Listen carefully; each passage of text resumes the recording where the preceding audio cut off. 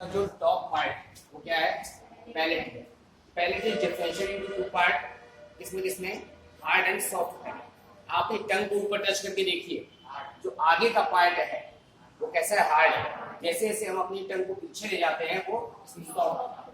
तो पैलेट का फंक्शन क्या है, what is the function of palate? कान का मेन रूप से क्या फंक्शन है?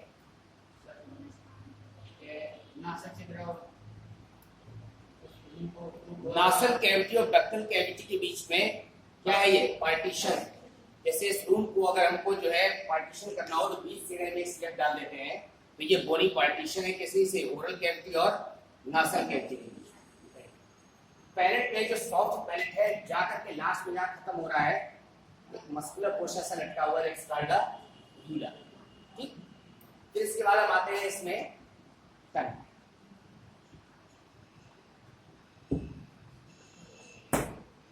सबसे इंपॉर्टेंट पार्ट है माउथ बक्कोफेरेंजियल कैविटी का।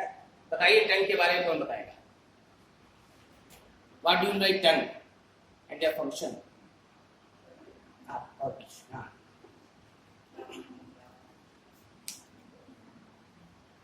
अच्छा, डिफरेंस जानते हैं ह्यूमन टंग में और फ्रॉग की टंग? एक बेसिक डिफरेंस, अक्सर बुक्स में सब चीज लिखी होती है, आप बताओ।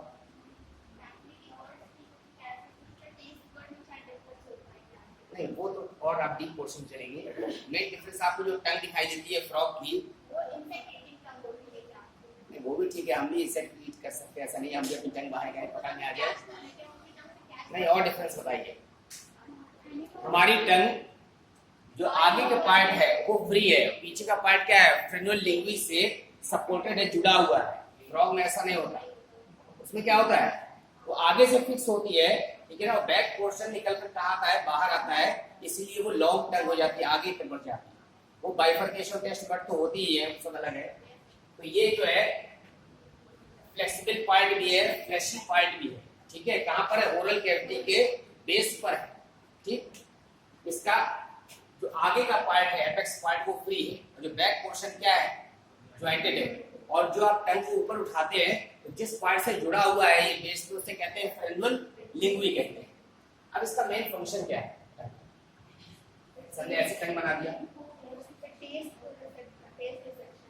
अब देखिए टेस्ट बड्स होती है, उसमें बहुत सारे पैपिली होते हैं, ठीक है ना। पैपिली का यहाँ पर जो पैपिली है इस पॉइंट पर, that's called the filiform papillae. यहाँ पर जो होते हैं इस तरह के, दैट्स कॉल्ड द फंगिफॉर्म। ये वाले पैपिली फिलीफॉर्म हो गए यहाँ पर टंग में। इस द फंगिफॉर्म फंगस से बना हुआ है, छत्रकृति कहते हैं, ठीक है। यहाँ पर एक पैपिली लगे होते हैं, this called the folate papillae. और इसके बाद कुछ पैपिली ऐसे होते हैं उल्टे वी के आते हैं, ऐसे अरेंज होते हैं, इसे कहते हैं सर्कुलर। इस पैपिली को छोड़कर बाकी सभी में टेस्ट बड्स होती है, ठीक है। तो अब जब टेस्ट बड्स होती है तो निश्चित है कि ये जो है टेस्ट के लिए सेंस ऑर्गन्स है। कौन सा पार्ट किस तरह के टेस्ट को महसूस करता है, फील करता है? जो आगे का पार्ट होता है वो मीठे के लिए, पीछे का बिटर टेस्ट के लिए, साइड का खट्टे स्वाद, और अर्ध छोर और किनारे लिखा होता है नमकीन स्वाद। तो इस पार्ट पर जब हम टच करते हैं तो हमको उसका आभास होता है कि मीठा स्वाद है, तो यहाँ पर चेक होगा। अगर बिटर टेस्ट है तो यहाँ पर चेक होगा, अगर सोर टेस्ट है खट्टा तो यहाँ पर चेक होगा। और अगर छोर और किनारे ये जो पार्ट है ये साइड टेस्ट, ठीक। आपको इतना ध्यान रखना है जो टेस्ट बड्स होती है, कौन कौन सी टेस्ट बड्स होती है। और टेस्ट बड्स यहाँ पर जो पैपिली लगे हुए हैं, इनमें जो टेस्ट बड्स है किस तरह के टेस्ट का क्या करा रही है हमको जानता है। अब इसके अलावा टंग का कोई और फंक्शन, टेस्ट बड्स तो हो गई, स्वाद ग्रहण का कार्य हो गया मनुष्य में।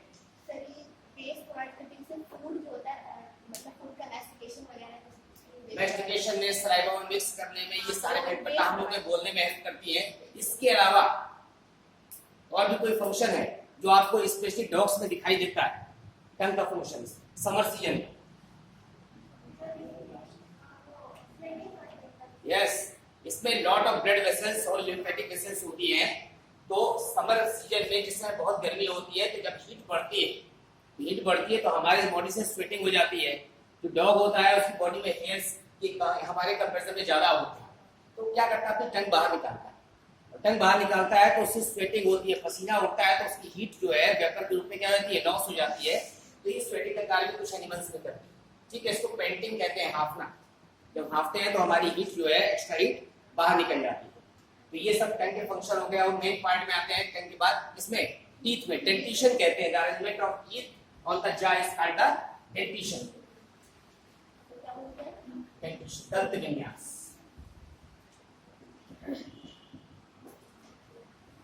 आपको पता है कि दो जॉ होते हैं, अपर जॉ और लोअर जॉ। हमारे में कौन सा जॉ फिक्स है? अपर जॉ। लोअर कहाँ फिक्स? अपर जॉ फिक्स है, लोअर जॉ क्या कर रहा है, मूवमेंट कर रहा है। ठीक है, तो यहाँ पर जो हमारे टीथ लगे हुए हैं, उस टीथ की स्पेशल फीचर्स है कि दो तरह के टीथ होते हैं।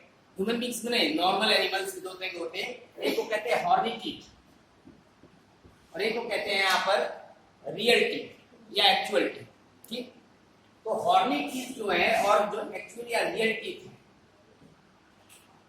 उनमें डिफरेंस क्या है? Basic difference between the horny teeth and real teeth, वास्तविकता।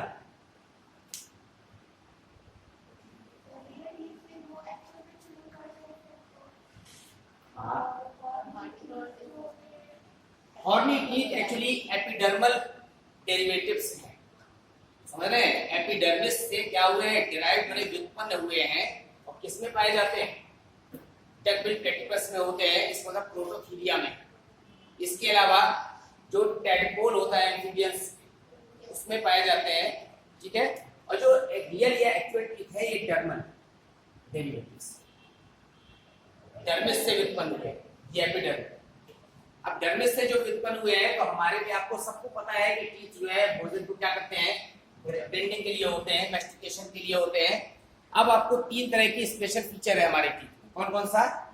देखिए, मैं यहाँ पर लिख रहे हैं, आपको इसमें शॉर्ट में लर्न कर लेना है। ट्रिकोडोंट कंडीशन होती है, ठीक है, डाइफ्यूडोंट कंडीशन होती है और हेक्टोडोंट कंडीशन। ये दांत का स्पेशल फीचर्स है। आप लर्न कर लीजिए। ट्रिकोडोंट को कहते हैं गर्ददंती, लिखना नहीं, आप समझ लीजिए। गर्ददंती का मतलब है जो हमारे जो दांत है, टीथ है, वो हमारे जबड़े के अंदर, ठीक है, जो जबड़ा है उसमें बोन्स के सॉकेट में घुसे होते हैं, गर्ददंती। इसीलिए निकालने में बहुत कष्ट होता है, बहुत खींचना पड़ता है। डाइफ्यूडोंट मेरे जीवन में दो बार निकलते हैं। तो फर्स्ट बार के होते हैं, फर्स्ट टीथ मिल्क टीथ कहते हैं या टेम्परेरी टीथ भी कहते हैं। सेकंड बार के परमानेंट टीथ होते हैं। हेक्टोडोंट का मतलब होता है क्या करना, डिफरेंट टाइप्स ऑफ स्ट्रक्चर होता है अकॉर्डिंग टू फंक्शन। फंक्शन के हिसाब से अलग अलग है। मनुष्य में चार तरह के हैं, इंसिजर है, कैनाइन है, प्रीमोलर है और मोलर। तो दांतों का हड्डी के गर्त में फंसा होना, ट्रिकोडोंट कंडीशन। दांतों का जीवन में दो बार निकलना, डाइफ्यूडोंट कंडीशन। और heterodont, different types of teeth, structure different होना चाहिए according to function is called the heterodont. लिख लीजिए इसको। Human teeth, human teeth are thecodont, diphyodont and heterodont in nature. Thecodont, diphyodont and heterodont in nature.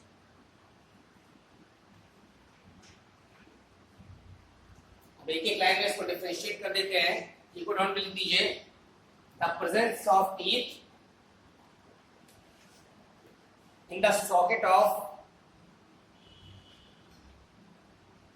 bone in the jaw, जबड़े में हड्डी के गर्त में धंसा होना क्या कहलाता है? थीकोडोंट।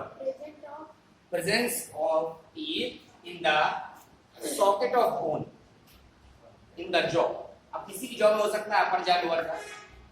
दांतों का हड्डी के गर्त में फंसा होना या धंसा होना, थीकोडोंट। ठीक है, दूसरा डाइफ्यूडोंट है, पैराचेस करिए।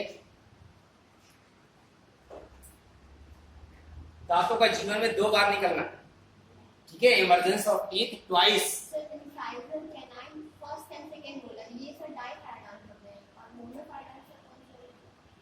हेड टू डॉट अभी नहीं पढ़ा है। नहीं सर, वो जो डाइफिनेट मोनोफोनेटिक डाइफोन, हाँ तो डाइफोनेट में साइड में लगे कैनाइन आ गया और फर्स्ट एंड सेकंड मोलर हो गया। इंसिजर, कैनाइन, प्रीमोलर, मोलर, ठीक है। तो यहाँ पर जो आप अपर जा लोअर जा भी बनाएंगे तो ये जो मिडिल पॉइंट पर होता है ये इंसिजर होता है, फिर कैनाइन होता है। कैनाइन किसमें है? केवल कार्निवोरस में, ह्यूमन बींग्स में भी है, क्योंकि हमारे एंसेस्टर के पहले कार्निवोरस से फिर ओमनिवोरस हो गए हैं। जो हर्बिवोर्स होते हैं उसमें ये नहीं होता, बीच में गैप आ जाता है, इसे डायस्टोमा कहते हैं। और फिर प्रीमोलर मोलर होते हैं, कैनाइन नहीं होता हर्बिवोर्स में, तो कार्निवोरस में होता है। तो 4 टाइप के ही ठीक है। तो डाइफिडोंट में emergence of teeth twice in the life, ये जीवन में 2 बार दांतों का निकलना डाइफिडोंट कंडीशन। आपको पता है जो पहली बार जो निकलते हैं उसको टेम्परेरी या मिल्क टीथ कहते हैं, ठीक है।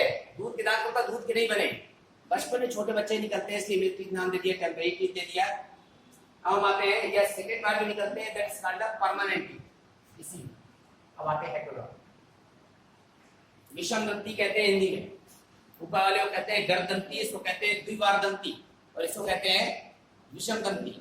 विषम दंती का मतलब क्या है? हाँ, कार्य के आधार पर दांतों का विभिन्न आकृतियों में पाया जाना है, ठीक है। The various shapes of teeth according to the function, दांतों का कार्य के आधार पर विभिन्न आकृतियों में पाया जाए।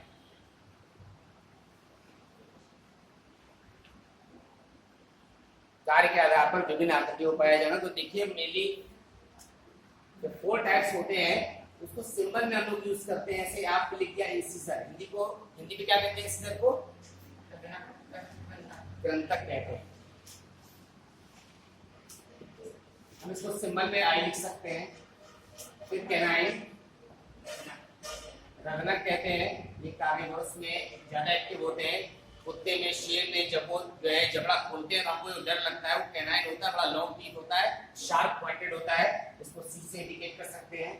फिर प्रीमोलर, अग्र चवर्णक कहते हैं, और इसको मोलर को चवर्णक कहते हैं। ये अग्र चवर्णक है, सिंबल ऐसे लिख सकते हैं, और ये चवर्णक। किसमें? खरगोश में अग्र चवर्णक शुरू में होते हैं, होते कैसे नहीं? अपर और जो लोअर जा में उसमें टीथ की संख्या अलग अलग है। ह्यूमन बींग्स में क्या है? सेम है। जो वो है रैबिट है, उसमें अपर और लोअर जा में जो उसकी संख्या टीथ की वो क्या है? अलग अलग। अपर जा में अलग होते हैं नंबर, और लोअर जा में अलग होते हैं। अब अभी ह्यूमन फिजियोलॉजी में आपको इसको इंसिजर लिखा है, इसको कैनाइन, इसको प्रीमोलर, इसको मोलर। आपको पता है कि ये उतरने के लिए होते हैं, ठीक है। जैसे आप सेब काटते हैं तो इसी दांत से काटते हैं। जो कैनाइन है ये फ्लैश को चीरने फाड़ने के लिए होता है, मांस को चीरने फाड़ने के लिए। जो कार्निवोरस होंगे उसमें ज्यादा क्या होंगे? शार्प पॉइंटेड होंगे। हमारे में भी है लेकिन उतने पॉइंटेड नहीं। प्रीमोलर और मोलर ये दोनों किसके लिए हैं? ग्राइंडिंग इन्वेस्टिगेशन, भोजन को क्या करने के लिए? पीसने के लिए। और ठीक, तो ये ग्रंथक, रंध्रक, आगे चवर्णक और चवर्णक। अब आपको पता है कि जब भी हम टीथ पढ़ते हैं तो हमने यहाँ पर ये ऐसा जा बनाया है, ये लोअर अपर जा हो गया, ये लोअर जा हो गया। अब अपर जा और लोअर जा में जो बोन के सॉकेट है उसके अंदर ये फंसे हुए, ठीक है। तो अब हम इसको कैसे पढ़ते हैं? टीथ फार्मूला के फॉर्म। टीथ फार्मूला क्या होता है? The number of teeth in the half part of upper जा, ये half, in the number of teeth in the half part of lower jaw into 2। तो सब यहाँ पर देखिए ये 2 इंसिजर है, ठीक है। कितने हैं? फिर एक कैनाइन, प्रीमोलर, और ये मोलर। देखिए फॉर्मूला क्या हुआ? सेंटर शुरू करते हैं 1 2 3। आप लोअर जा में आ जाइए, ये भी मिडिल पॉइंट से शुरू होगा। ये इंसिजर है, कितने हैं? 2 हैं। ये कैनाइन है 1, फिर इसके बाद प्रीमोलर, कितने हैं? 2, और फिर मोलर। अब आपको टीथ फॉर्मूला पढ़ना है। तो number of teeth in the half part of upper jaw upon the number of teeth in the half part of lower jaw into 2 कर दिया, तो ये पूरा जबड़ा कवर हो गया। तो ये जो फॉर्मूला बना हुआ है 2 1 2 3, ये किसके लिए है? ये परमानेंट टीथ के लिए। और इसका सीक्वेंस देखिए, सीक्वेंस फिक्स है। यहाँ पर incisor, canine, premolar, molar. Molar हमेशा साइड में आएंगे और इंसिजर कहाँ शुरू होंगे? मिडिल पॉइंट से। इंसिजर, कैनाइन, प्रीमोलर, इधर पढ़ेंगे तो ये भी आएगा इंसिजर, कैनाइन, प्रीमोलर। यहाँ पर इंसिजर, कैनाइन, प्रीमोलर और अगर ये मिल्क टीथ होते, ठीक है, अगर मिल्क टीथ होते तो यहाँ किसका फॉर्मूला क्या होगा? 2102।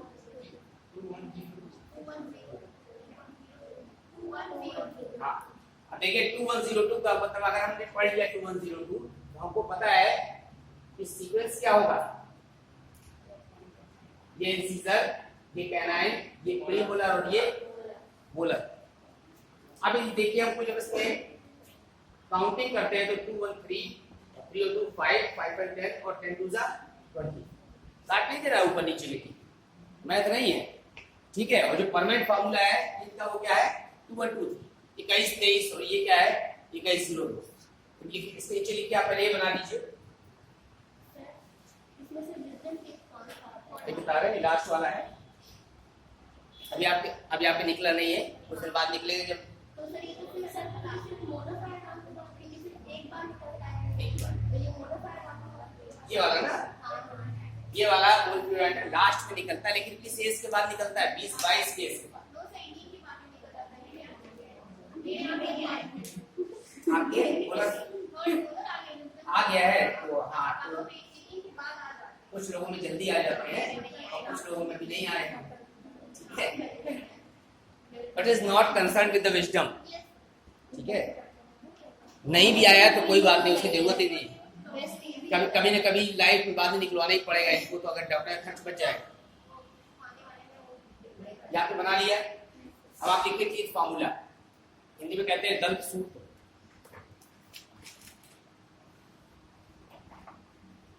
डेंटल फार्मूला या टीथ फार्मूला।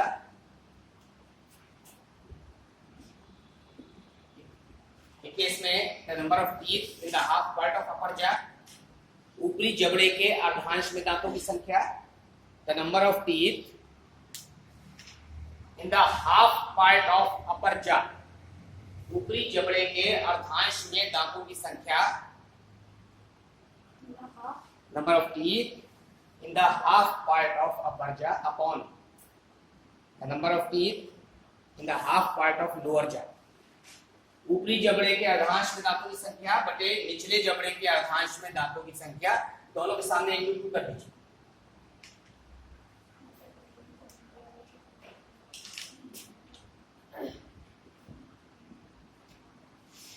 अब आप देखिए मिल्क टीथ फार्मूला लिखा हुआ है 2102। इंसिजर, कैनाइन, प्रीमोलर, मोलर कितने हैं काउंटिंग में? 20। ये लिख दीजिए मिल्क टीथ फार्मूला और इसी के नीचे परमानेंट टीथ फार्मूला लिख दे रहे हैं।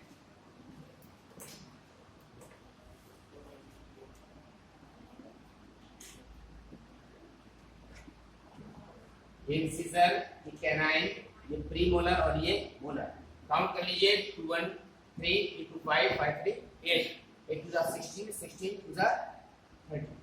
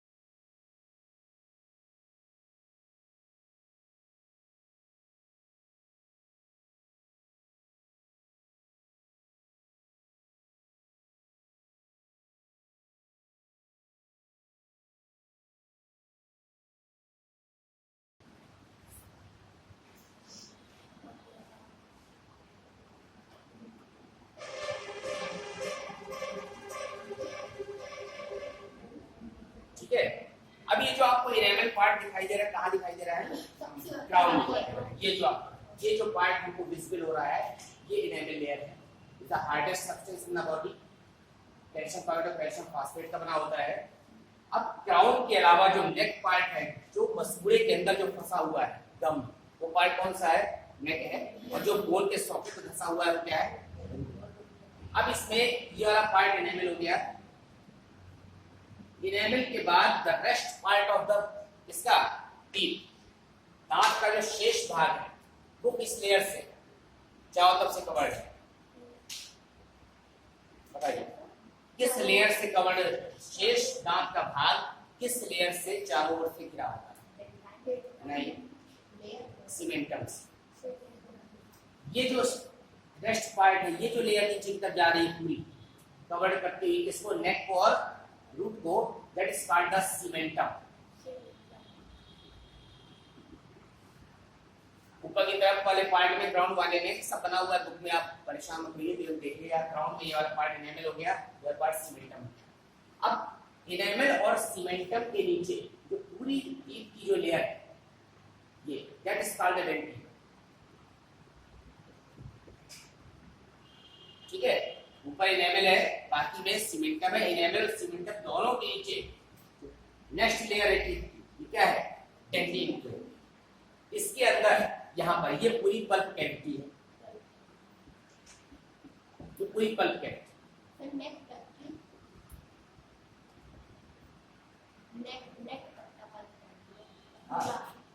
ये वाला पार्ट, ये इंटरनल हॉलो पार्ट है, खोखला पार्ट है।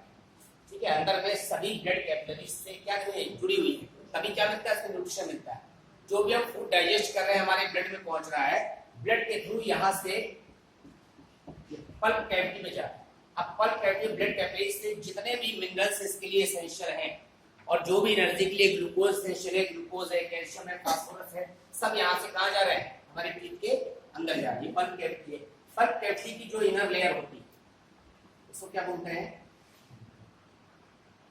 इस लेयर इसको एमाइलोब्लास्ट बोलते हैं। यही डेंटिन सीक्रेट करती है। और एक निश्चित एज तक वर्क करते करते धीमे धीमे इनेमल क्या होने लगता है? खत्म होने लगता है। स्पेशली उन लोगों का इनेमल जल्दी खत्म हो जाता है जो बहुत रफ पाउडर करते हैं। जैसे पहले जो दंत मंजन आया करता था पाउडर के फॉर्म में आता था, अगर नहीं होता था तो गांव में तो लोग जो ईंटा जहाँ कहीं वो मिलता है भट्टा लगता है, वहां पर जब ईंटे का जो नीचे स्क्रैचिंग जो इकट्ठा हो जाती है, लोग उसको लेकर के दांतों में घिसा करते थे दांत साफ करने के लिए। क्यों नहीं? हमारे एंसेस्टर्स क्या राख बीजते थे। तो उसमें क्या होता है कि जितने ग्रेन्यूल्स होते हैं वो सब लगातार इनेमल को क्या करते थे? स्क्रैच करते थे और धीमे धीमे इनेमल खत्म हो जाता है। तो इनेमल खत्म हो जाता है और वैसे भी 50-60 की एज तक हम लोग जीवन भर खाते खाते हमारे में इनेमल क्या होने लगता है? कम होने लगता है। उस समय दांत छोटे छोटे से स्ट्रक्चर के अंदर टूट टूट के गिरने लगता है। ठीक है, एक निश्चित एज के बाद अगर आपको न्यूट्रिएंट्स कम मिल रहे हैं तो भी आपके टीथ में ये जो एमाइलोब्लास्ट लेयर है ये डेंटिन नहीं बनाएगी, तो भी आपका दांत डिजनरेट करने लगेगा। अगर न्यूट्रिशन मिल भी रहा है तो निश्चित एज के बाद इनेमल खत्म होने लगेगा और दांत धीमे धीमे टूट टूट क्या होने लगेंगे? गिरने लगेंगे। पूरे दांत टूट के निकलना एक अलग बात है, छोटे छोटे पीस में टूट कर गिरना अलग बात है। तो जब इसमें डेंटिन पट्टी कमजोर हो जाएगी तो छोटे छोटे पीसेस में टूट करके दांत आपका गिरेगा, क्योंकि जो अंदर से धंसा हुआ है ये पार्ट रूट ये फंसा रहेगा, ताकि ऊपर के पार्ट धीमे धीमे दांत छोटे होने लगे, खोखले होने लगेंगे। तो एक समय ऐसा आएगा कि आप लोगों को खाना उससे मुश्किल हो जाएगा। तो ये जो इंटरनल लेयर है आपको इनेमल ध्यान रखना है। इस नेक्स्ट पार्ट में सीमेंटम है, दोनों के नीचे यहाँ पर डेंटिन पड़ते हैं। डेंटिन के अंदर क्या है? पल्प कैविटी है। पल्प कैविटी में क्या है? ब्लड वेसल्स है और ब्लड वेसल्स के अलावा न्यूरॉन्स है। इसीलिए यह सेंसिटिविटी है। अगर कोई दांत को ऐसे खींच कर निकालता है तो जोर से क्या होता है? पेन होता है। क्यों होता है? क्योंकि यहाँ पर न्यूरॉन्स भी है और ये न्यूरॉन्स इंटरकनेक्टेड। तो सारा बॉडी सिस्टम आपस में एक दूसरे से क्या है? इंटरकनेक्टेड। ठीक है, यहाँ पर डेंटिशन हो गया और इसका दांत के आगे संरचना हो गई जो हमारा माउथ और बक्कोफेरेंजियल कैविटी थी। अब हम इसके बाद कहाँ आते हैं? Pharynx part. नाम सुना है? ग्रसनी। आप बताओ ग्रसनी क्या होता है?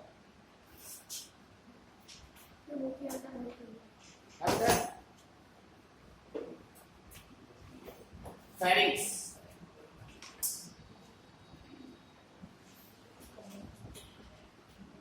कौन बताएगा? हाँ, बताओ।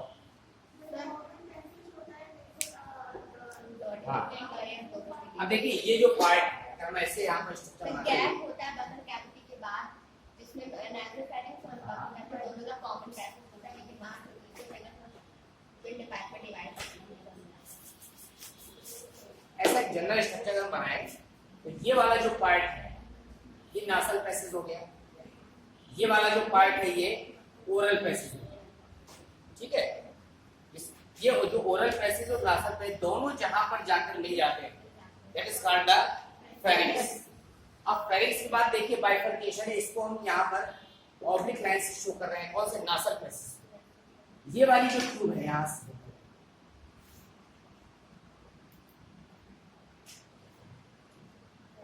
ये नेक के कहां पर आ गई, कौन सा पोर्शन है, वेंट्रल साइड।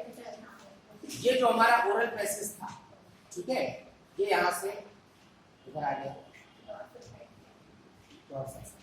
हम इसको ऑब्लिक लाइन से कर दे रहे हैं। ये वाला जो पार्ट है जो कॉमन पैसेज हो गया, ये क्या हो गया, फेरिंक्स हो गया। अब इसके बाद ये वाला हमारा फूड पाइप है, इससे फूड जा रहा है तो इसको क्या कहेंगे, इसोफेगस कहेंगे, ठीक है। इसोफेगस का जो टॉप पार्ट है ऊपर, ये वाला द कोर ऑफ इसोफेगस, ठीक है ना, उसे क्या कहेंगे, गलेट कहेंगे, गलेट कहेंगे, गलेट। फूड अंदर जा रहा है, जो आप ग्लॉटिस अपियरेंस बता रहे हैं वो इसका ऊपर का पार्ट है। ये वाली ट्यूब कौन सी है, ट्रैकिया, श्वास नलिका का नाम सुना है ना। इसका जो ऊपर का जो कोर है ये ग्लॉटिस, ग्लॉटिस पाया जाएगा ट्रैकिया के टॉप पर, और ग्लॉटिस के ऊपर एक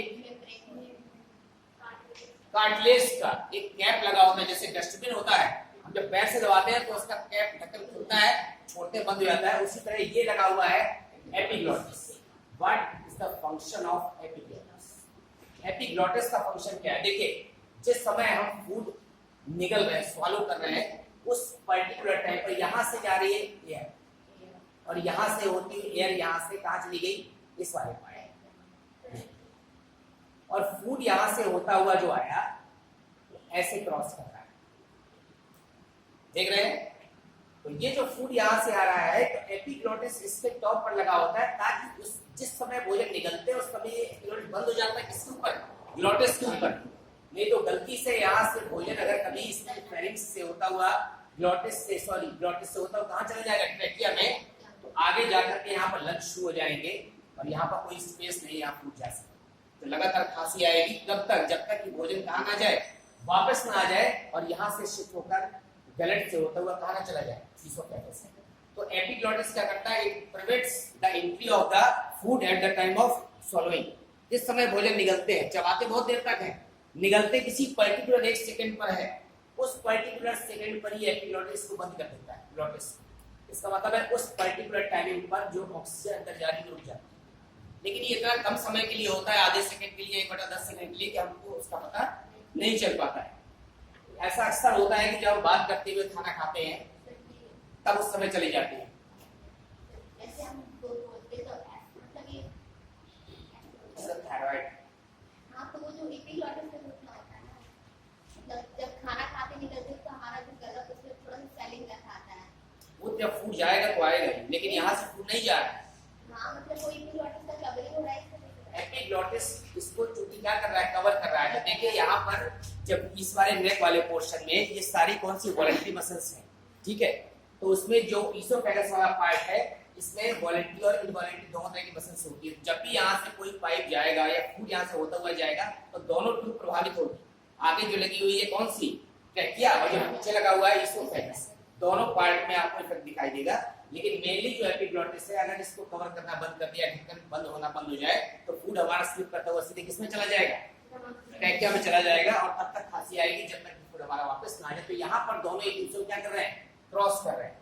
तो ये वाली जो आपका नासोफेरिंक्स है, ये यहाँ से होता हुआ कहाँ जा रही है, ट्रैकिया से होते हुए आगे लंग्स में, लंग्स स्ट्रक्चर किसमें पढ़ाएंगे, रेस्पिरेटरी सिस्टम, और यहाँ से एपिग्लॉटिस से होता हुआ, ये गलट से होता हुआ, इधर से होता हुआ ये फूड ओरल पाइप से कहाँ गया, इसोफेगस।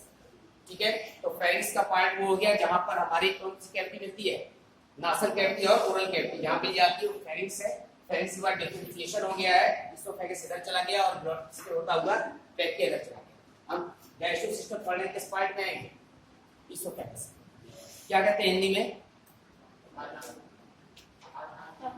आहार नाली कहते हैं, एलिमेंट्री कैनाल कहते हैं, ग्रास नली कहते हैं। एक्चुअली ग्रास नली इंग्लिश वर्जन है। हमारे जो एंसेस्टर्स थे वो क्या थे? हर्बिवोरस थे, ग्रास ईटर थे, इसे नाम पड़ा ग्रास नली। ठीक है, ग्रास आपको पता है इंग्लिश का वर्जन है, इसलिए यहाँ पर इसको फूड पाइप नाम दिया गया और फूड पाइप के बाद इसको इसोफेगस कहा। बताइए क्या फंक्शन है इसका? फूड पाइप का फंक्शन क्या है? माउथ से स्टमक तक फूड पहुंचाती है by the process of contraction. Yes, और वो पेरिस्टाल्टिक मूवमेंट है। पेरिस्टाल्टिक मूवमेंट होता है, इसमें इनवर्टिब्रेशंस होती है। There is no enzyme and the digestive juice in the oesophagus. केवल फूड को कहां ले जा रही है? स्टमक। इस तरह का स्टमक का स्ट्रक्चर होता है ना। कैसे कहते हैं? हंसियानुमा कहते हैं, या फिर क्या कह सकते हैं? जे शेप भी कह सकते हैं। तो ये वाली जो पाइप है ये इसोफेगस। अब इसोफेगस और स्टमक के एंट्री के बीच में एक यहाँ पर वॉल्व होता है, हिंदी में कहते हैं कपाट। ये वॉल्व ऐसा होता है जैसे आप पिक्चरों में देखते हैं, ये जो है जब कभी जो है पुलिस चौकी के अंदर, थाने के अंदर जब हीरो जाता है तो ऐसे करके गेट खोलता है, ठीक है, वापस अपनी जगह आ जाता है। ये जो वॉल्व, ये वॉल्व क्या करता है? फूड को इसोफेगस से स्टमक में जाने देता है और जो बैकवर्ड एंट्री है उसको रोकता है, बैकवर्ड एंट्री। लेकिन कभी कभी बैकवर्ड हो जाता है यहाँ पर रिवर्स, ठीक है ना, वोमिटिंग के समय। तो ये वाला जो है इसको क्या कहेंगे? वॉल्व। अच्छा, स्टमक में 4 पार्ट होते हैं ना। अगर आपको चारों पार्ट के नाम पता है तो आपको इस वॉल्व का नाम पता चल जाएगा। ये कौन सा पार्ट है स्टमक का? हाँ, कौन सा है? वही तो पूछ रहे हैं, उन्होंने बताया अभी। अच्छा, स्टमक के बाद कौन सा स्ट्रक्चर शुरू होता है? स्टमक के बाद कौन सा स्ट्रक्चर आता है? Alimentary canal. ठीक है, स्मॉल इंटेस्टाइन का पार्ट। ये देखिए it's the part, cardiac part है। कार्डियक के बाद क्या आता है? फंडिक पार्ट आता है, फिर कॉर्पस पार्ट आता है, मेन पार्ट, और फिर क्या आता है? Pyloric part. तो निश्चित है ये कार्डियक स्ट्रक्चर है। और ये कौन सा है? यहाँ पर फिर से एक वॉल्व लगा होता है before entering into the intestine, इसे कहते हैं पाइलोरिक। जो कार्डियक स्पेक्टर है ये फूड को केवल इसोफेगस से स्टमक में जाने देता है। पाइलोरिक स्पेक्टर है ये केवल फूड को स्टमक से इंटेस्टाइन में, स्मॉल इंटेस्टाइन में जाने देता है।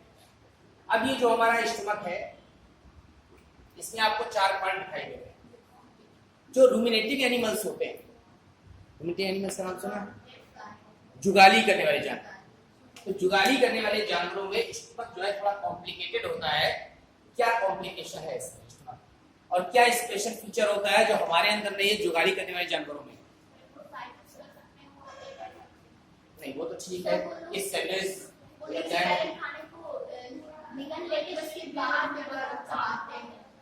एक्चुअली यहाँ पर जो स्टमक इनका 4 चैम्बर्ड होता है, यहाँ पर तो 4 पार्ट है नहीं 4 चैम्बर्ड है।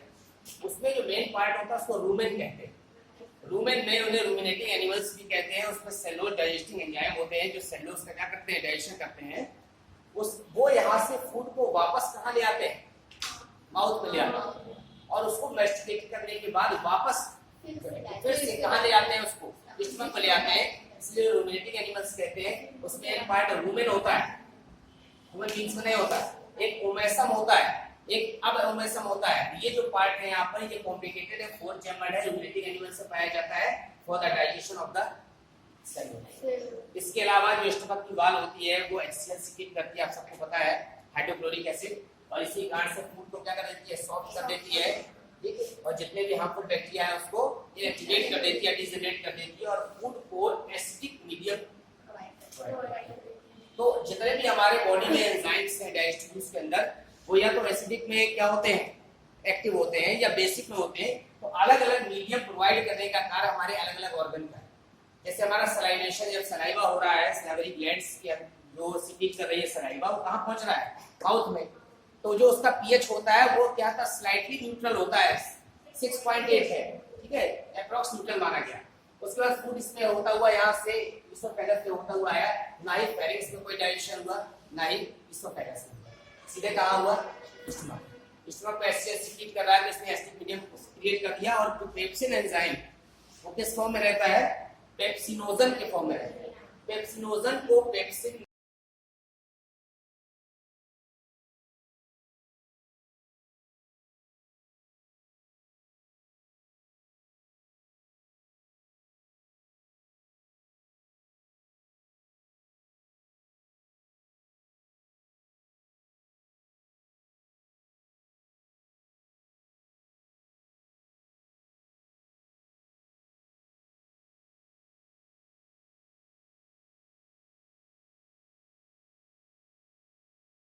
और फिर उसके बाद जब हम आते हैं एक्सोपेप्टाइडेज में, तो वो सीधे सीधे पॉलीपेप्टाइड को एमिनो एसिड में कन्वर्ट करते हैं, समझ गए। सबसे बड़ी यूनिट क्या है, प्रोटीन, उससे छोटी प्रोटियोसिस, उससे छोटी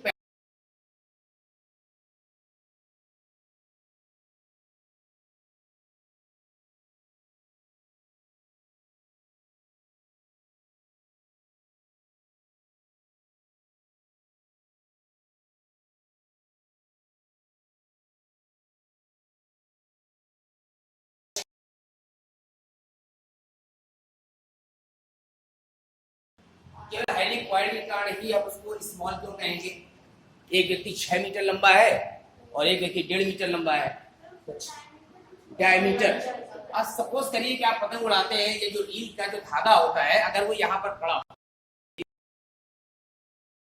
दिखाई दे, तो इतना मोटा एक डंडा पड़ा हो एक हाथ का, वो दिखाई देगा, ठीक है ना, क्यों, क्योंकि उसका डायमीटर क्या ज्यादा है। इसी कारण से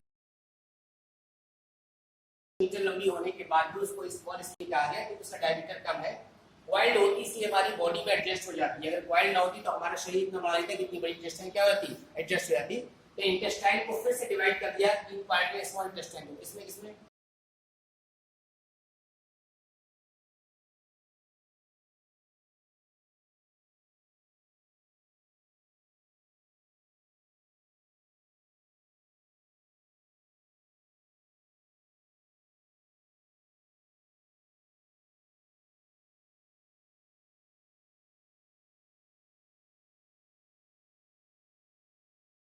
ये स्मॉल इंटेस्टाइन का एक पार्ट है, ठीक। तो ये जो पार्ट है स्मॉल इंटेस्टाइन का, स्मॉल इंटेस्टाइन और लार्ज इंटेस्टाइन के बीच में, सॉरी स्मॉल और स्टमक के बीच में जो स्फिंक्टर पेशी होती है उसे कहते हैं पाइलोरिक स्फिंक्टर मसल। ये फूड को, यहाँ पर जो फूड की चर्निंग होती है ना, उसको क्या कहते हैं, काइम बोलते हैं।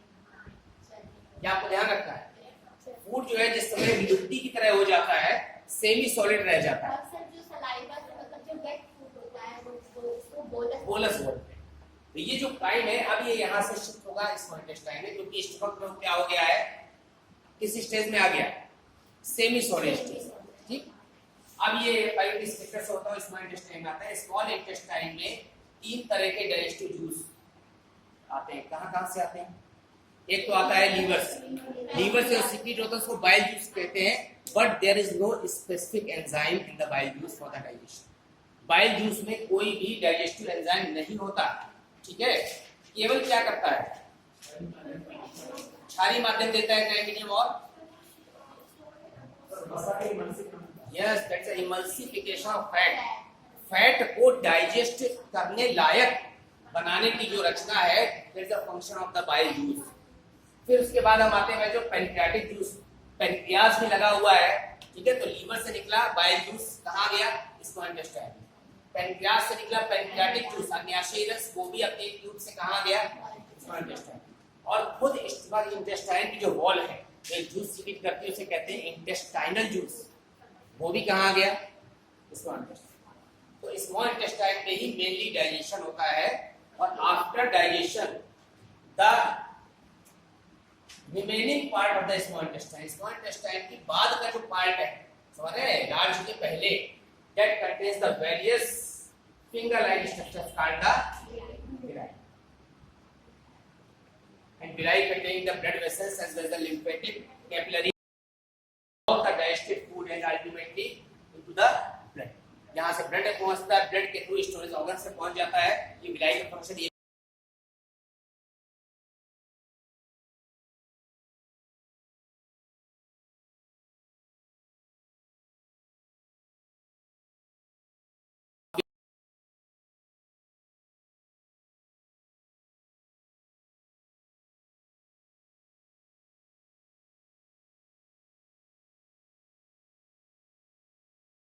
कहते हैं इलियोसिकल वॉल। ठीक है, क्या होता है इलियोसिकल वॉल। अब इलियोसिकल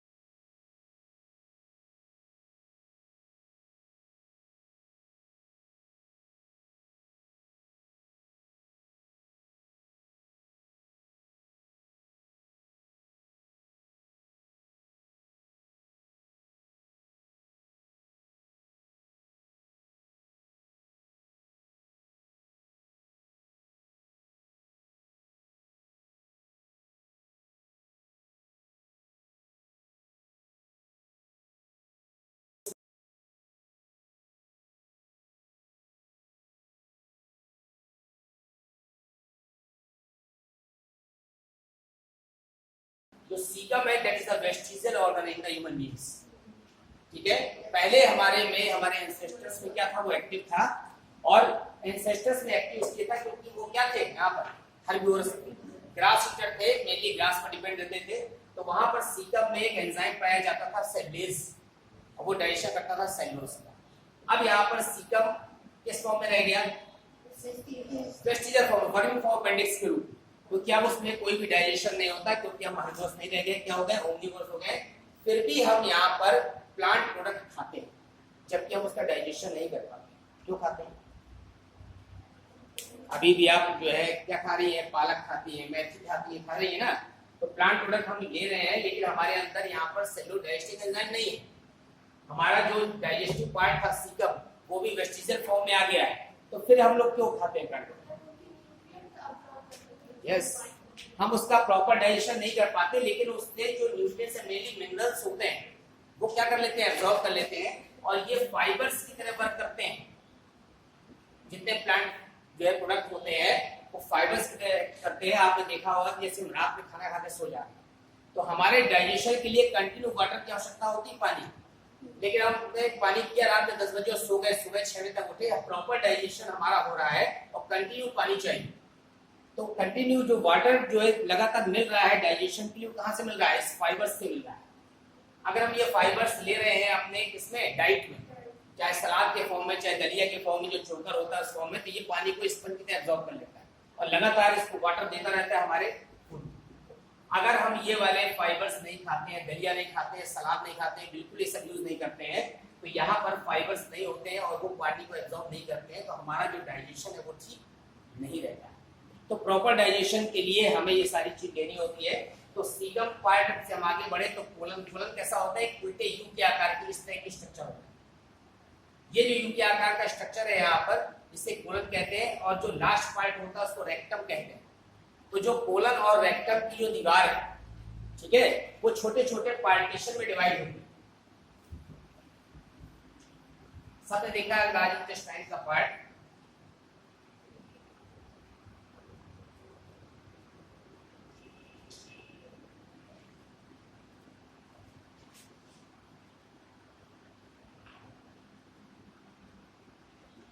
इसे कहते हैं हॉस्ट्रा। क्या कहते हैं, हॉस्ट्रा कहते हैं।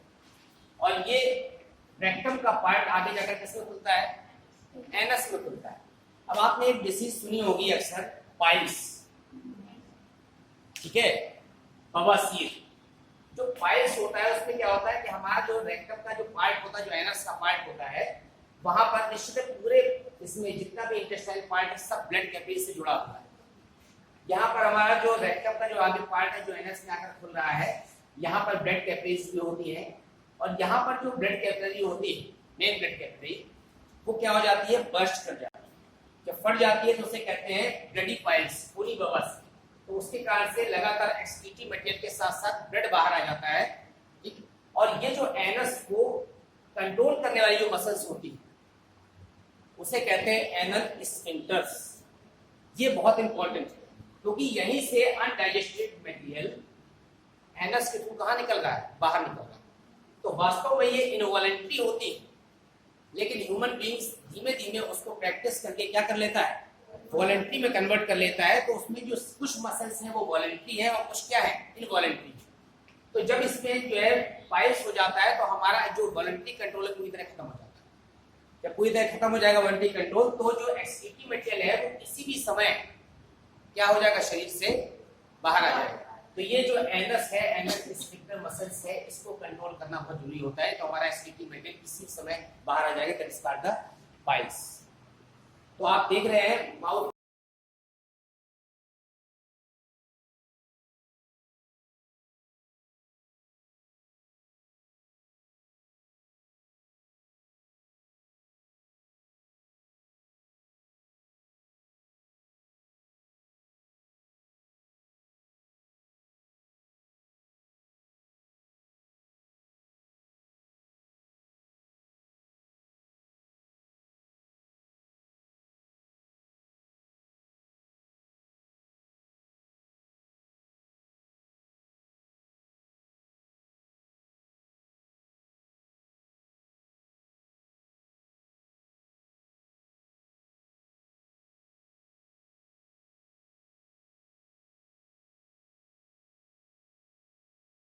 इंपॉर्टेंट आपको इसलिए पढ़ना है कि मेनली सलाइवा सीक्रेट करके डाइजेशन यहीं से शुरू होता है।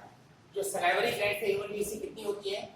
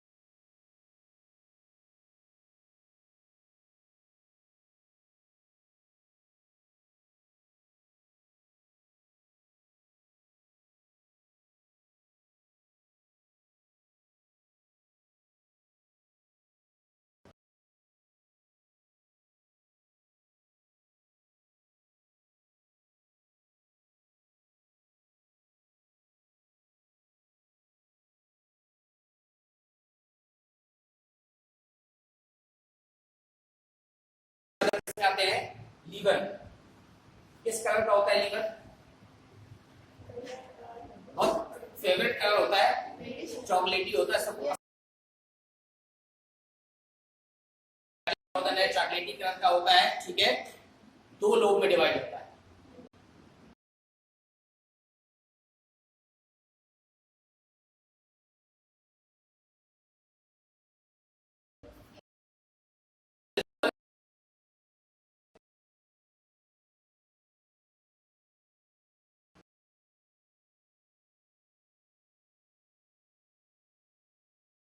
क्या लगा होता है, गॉल ब्लैडर लगा होता है।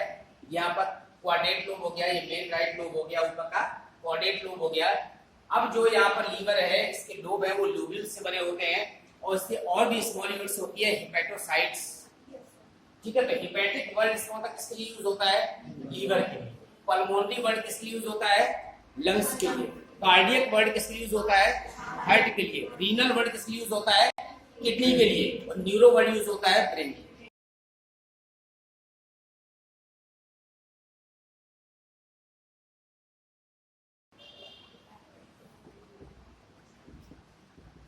अब लीवर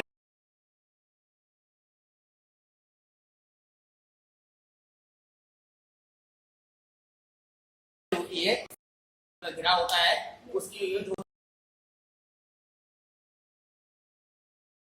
होते हैं इसके लोब्यूल्स हेक्सागोनल फॉर्म, ठीक है, जैसा बेंजीन रिंग होती है इस तरह। ट्रायड्स होता है, कहते हैं पोर्टल ट्रायड्स। जो पोर्टल ट्रायड्स होती है इसमें तीन तरह के ब्लड कैपिलरी होती है। एक होता है यहाँ पर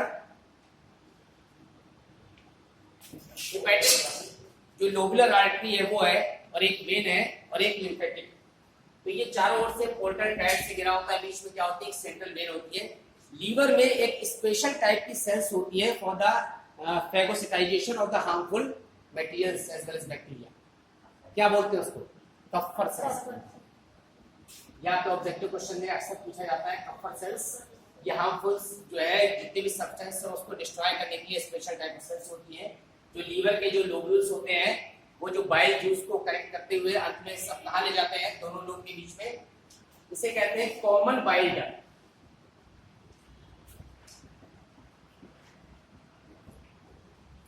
ठीक है, इसी तरह से लीवर के बाद जो मेन फंक्शन है लीवर के, तो कफर सेल्स तो हो गया, बाइल जूस सीक्रेट कर रहा है। बाइल जूस किस कलर का होता है, येलो नहीं होता, यस ग्रीनिश ब्लू होता है। अब पूछा जाता है the function of bile juice. तो जो बाइल जूस सीक्रेट हो रहा है, तो आपने लिख दिया कि बाइल जूस लीवर से सीक्रेट होता है, सबसे नहीं है। बाइल जूस में क्या क्या होता है, it contains the bile salts, bile pigments. अच्छा, बाइल साल्ट में कौन कौन से होंगे, इसमें NaCl है, NaCO3 है, सोडियम कार्बोनेट है, सोडियम बाइकार्बोनेट है। ये दोनों कैसे हैं, इनऑर्गेनिक। ऑर्गेनिक में क्या होता है बताइए, दो तरह के सब्सटेंस होते हैं, ऑर्गेनिक एंड इनऑर्गेनिक। तो यहाँ पर ये दोनों sodium carbonate, sorry sodium bicarbonate और सोडियम क्लोराइड, ये दोनों क्या है, इनऑर्गेनिक। ऑर्गेनिक में क्या होगा, सोडियम ग्लाइकोलेट और सोडियम टारोकोलेट, इस तरह के दो मटेरियल होते हैं वो ऑर्गेनिक होते हैं। बाइल पिगमेंट में क्या क्या होता है, बाइल पिगमेंट में नाम लिख रहा हूं, देखिए बाइलिरुबिन, बाइलिवर्डिन, नाम सुना है आपने, किससे बनते हैं,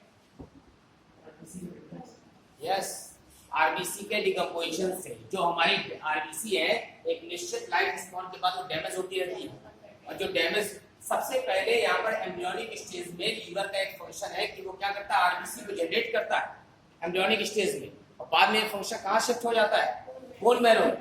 इसके अलावा यहाँ पर बहुत सारे ऐसे ऑर्गन हैं जो आरबीसी को डैमेज करते हैं, उसमें स्प्लीन भी है। तो ये जो बाइलिरुबिन और बाइलिवर्डिन है, they are formed by the decomposition of the RBC, dead RBC. तो ये जो बाइलिरुबिन और बाइलिवर्डिन होते हैं, ये किस कलर के होते हैं, येलो कलर के होते हैं। अगर लीवर ठीक से फंक्शन नहीं कर रहा तो ये सारा जितना भी बाइल पिगमेंट है इसको कलेक्ट करके बाइल जूस के फॉर्म में कहां तक नहीं पहुंचाएगा, इंटेस्टाइन तक नहीं पहुंचाएगा, और ये पूरा येलो कलर आपकी बॉडी में फैल जाएगा, इट्स कॉल्ड द जॉन्डिस। तो जॉन्डिस में क्या होता है कि हमारा लीवर फंक्शन नहीं करता, और ये जो पिगमेंट होते हैं तो आरबीसी डैमेज होती रहती है, आरबीसी हर डिसीज में डैमेज होती है। तो आरबीसी जो डैमेज होंगी तो बाइलिरुबिन और biliverdin are formed and not carried out by the bile juice. ये आपकी बॉडी में पूरे फैल जाएंगे, उससे हम क्या कहेंगे, जॉन्डिस कहेंगे। जो मेन फंक्शन है लीवर का, एक तो ये बाइल जूस सीक्रेट कर रहा है, बाइल जूस के फॉर्म में बहुत सारे एसिडिक मटेरियल को, टॉक्सिक मटेरियल को शरीर से बाहर निकाल दे रहा है। दूसरा जो फंक्शन है कार्बोहाइड्रेट का मेटाबॉलिज्म करता है। आपको पता है कि जितना भी हमारा ग्लूकोज है ब्लड में, एक्स्ट्रा ग्लूकोज मैंने आपको कल बताया था, उसको किस में कन्वर्ट कर देता है, glycogen. This process called the glycogenesis. कहाँ होती है ये, लीवर में होती है, ठीक है। फिर आप उसमें और भी ऐड कर सकते हैं कि किस हार्मोन की प्रेजेंस में होती है, कौन हार्मोन रिस्पांसिबल है, इंसुलिन। रुकेगा तो रिवर्स कर देगा ना फास्टिंग के समय, ठीक है। तो ये आप ग्लूकोज से कन्वर्ट कर दिया ग्लाइकोजन को। अब इसके अलावा जो बॉडी में लगातार क्या कर रहा है, ये स्टोर कर रहा है ग्लाइकोजन के फॉर्म में। इसी तरह से जिस समय आपको आवश्यकता होती है, फास्ट आप क्या रहते हैं, फास्ट रहते हैं, व्रत रहते हैं, उसमें आपको एनर्जी नहीं मिल रही है, तो ये प्रोसेस रिवर्स हो जाती है, ग्लाइकोजन वापस किसमें कन्वर्ट होने लगता है, ग्लूकोज में। उस समय कौन सा हार्मोन एक्ट करता है, ग्लूकेगॉन। तो कार्बोहाइड्रेट का मेटाबॉलिज्म हो गया। तीसरा फंक्शन हो गया जिसमें जो कफर सेल्स होती है वो हानिकारक बैक्टीरिया को या उसको क्या करती है, डैमेज कर देती है। और फंक्शन बताइए, इसमें विटामिन ए, डी, ई और के का क्या होता है, सिंथेसिस होता है, फॉर्मेशन होता है। ठीक, और बताइए कि दो तीन बहुत इंपॉर्टेंट फंक्शन रहेंगे। हीमोपोइसिस मैंने बता दिया, प्लानिंग स्टेज में आरबीसी फॉर्मेशन करता है हीमोपोइसिस। ठीक है, और बताइए कोई पर्टिकुलर प्रोटीन बनाता है फॉर द ब्लड क्लॉटिंग, कौन सी?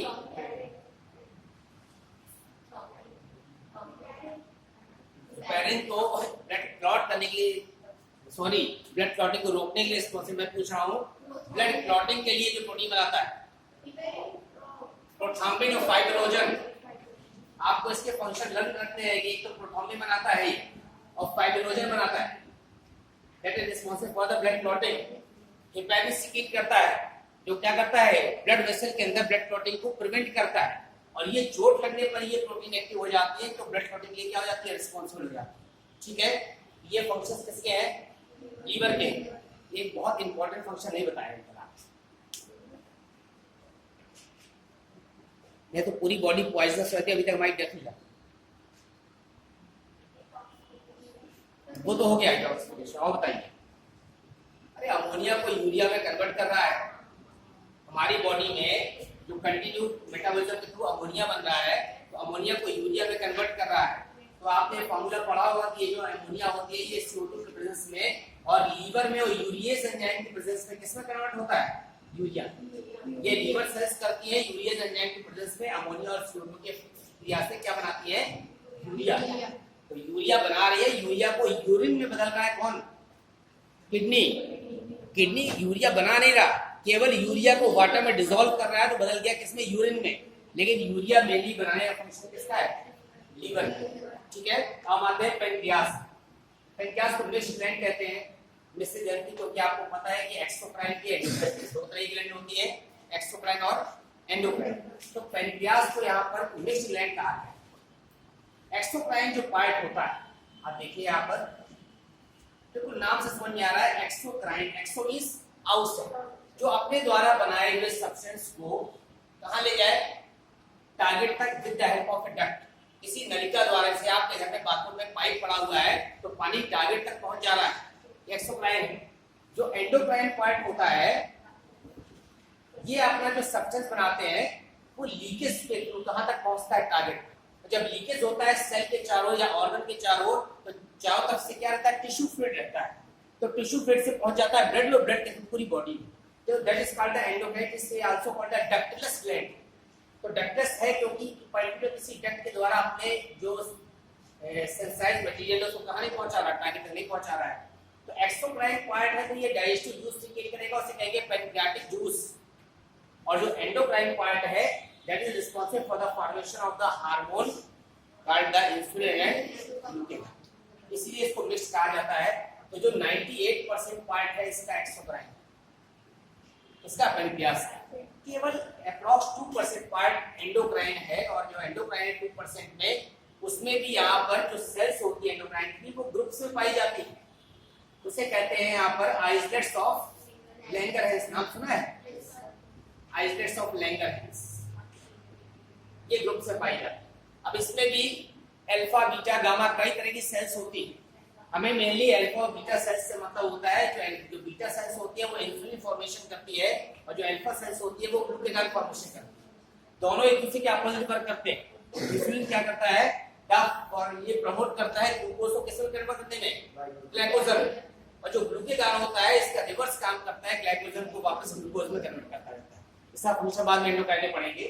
तो जो पेनक्रियास है वो हमारी जो ड्यूडेनम है, ग्रहणी है, छोटी आंत का जो पार्ट है, उसकी जो यहाँ पर कटिंग जाए है, उसके बीच में ऐसे लीफ की तरह का पाया जाता है, और ये जो जूस सीक्रेट करता है उसको पेनक्रियाटिक जूस कहते हैं। और ये भी अपना जो जूस कहाँ पहुंचा देता है, यहाँ पर स्मॉल इंटेस्टाइन, स्मॉल इंटेस्टाइन में पहुंचाएगा, जिसमें बहुत सारे एंजाइम होते हैं। जो एंजाइम होते हैं वो सारे क्या करेंगे, यहाँ पर फूड का डाइजेशन का भी एंजाइम पढ़ाएंगे आगे।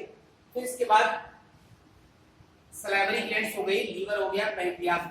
अब आते हैं यहाँ पर मैकेनिज्म ऑफ डाइजेशन, कैसे डाइजेशन हुआ कि तुमने ऑर्गन पढ़ा है। एक तो यहाँ पर फिजिकल डाइजेशन है, इसका डाइजेशन में हम टीथ की सहायता से क्या करते हैं, ग्राइंड करते हैं, फिर मैस्टिकेट करते हैं, सलाइवा मिलाते हैं, सारे process physical digestion. Chemical digestion में with the help of the enzymes. तो सबसे पहले हम आते हैं माउथ। तो माउथ में यहाँ पर सलाइवा होता है, सलाइवा में जो एंजाइम होता है कौन सा है मेनली? Salivary amylase. वो स्टार्च का डाइजेशन करता है, उसको कन्वर्ट करता है डाइसैकेराइड में, माल्टोज में कर देता है, ठीक है। इसके अलावा लाइसोजाइम होते हैं, हमको बैक्टीरिया को डिस्ट्रॉय कर देते हैं। इसके बाद फूड आगे बढ़ता है फेरिस में, there is no chemical digestion. In the oesophagus there is no chemical digestion. सीधे आते हैं स्टमक में। स्टमक में जो एंजाइम होता है कौन सा? एंजाइम, एचसीएल एंजाइम नहीं है, pepsin in the form of pepsinogen. Pepsinogen inactive form में इसलिए रहता है कि जैसे ही फूड पहुंचता है वहां पर तब वो एक्टिव होता है। नहीं तो जिस समय आपके बॉडी में, आपके स्टमक में फूड नहीं है, तो ये जो स्टमक की वॉल है, हमारे जितने भी यहाँ पर एलिमेंट्री कैनाल के पार्ट है, तो इसके यहाँ पर 5 लेयर्स होती है वॉल में, समझ रहे? ये जो 5 लेयर्स होती है, तो यहाँ पर म्यूसिलेज पाया जाता है। वो म्यूसिलेज डाइजेस्टिव एंजाइम को, इसकी वॉल को डाइजेस्ट करने नहीं देता है। अक्सर ये पूछते हैं कि स्टमक में इतना सारा HCl होता है और डाइजेस्टिव एंजाइम होते हैं, तो इसी की वॉल को क्यों नहीं डिसॉल्व कर देता है? इसलिए डिसॉल्व करता है क्योंकि यहाँ पर क्या होता है, म्यूसिलेज पाया जाता है, और म्यूसिलेज इसकी वॉल की लेयर में होता है, जो यहाँ पर एंजाइम को इसकी वॉल पर फंक्शन करने नहीं देता। नहीं तो जिस समय फूड ना हो तो हमारी वॉल को ही क्या कर ले, डाइजेस्ट कर ले, पूरा स्टमक क्या हो जाए, खत्म हो जाए। HCl हाईली एसिडिक होता है, pH मान 2 और 3 होता है, तो हाईली एसिडिक है। तो यहाँ पर जो इसका pH है, इसलिए फूड को, तो यहाँ पर जो हमारा पेप्सिनोजन इनएक्टिव फॉर्म क्यों है? ताकि जब तक फूड ना आए तब तक वो डाइजेशन का वर्क नहीं करेगा, इनएक्टिव फॉर्म में रहेगा। जैसे फूड आएगा उस समय पेप्सिनोजन कन्वर्ट हो जाएगा पेप्सिन में, तब वो डाइजेशन के लिए रिस्पॉन्सिबल है, इसलिए इनएक्टिव फॉर्म में रहता है।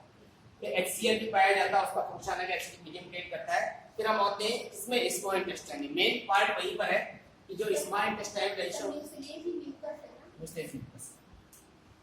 अब आते हैं इसमें small intestine digestion. Small intestine में जो डाइजेशन है वो ओनली 3 स्टेप में हो रहा है। पहला तो बाइल जूस से हो रहा है। बाइल जूस कहाँ से आ रहा है? लीवर से सीक्रेट हो रहा है। और आपको पता है there is no enzymatic activity, कोई एंजाइम उसमें होता नहीं है, केवल वो क्या करता है, एल्कलाइन मीडियम प्रोवाइड करता है, फैट का एमल्सिफिकेशन करता है, और क्या करता है, बाइलिरुबिन और बाइलिवर्डिन जो डिकम्पोजिशन से बने हैं आरबीसी के, उसको बाइल जूस के फॉर्म में कहां पहुंचाता है, स्मॉल इंटेस्टाइन में पहुंचा रहा है। इसका मतलब है ये यहाँ पर एक्सक्रीशन का फंक्शन भी कर रहा है, डिटॉक्सिफिकेशन भी कर रहा है, और बॉडी को एल्कलाइन मीडियम प्रोवाइड कर रहा है, ताकि जो एसिडिक मीडियम से स्टमक से आया हुआ है फूड, उसका मीडियम कैसा हो जाए, एल्कलाइन। फिर इसके बाद आते हैं पैंक्रियाटिक जूस में। तो जो पैंक्रियास से जो जूस निकल रहा है that is called pancreatic juice, ठीक है ना।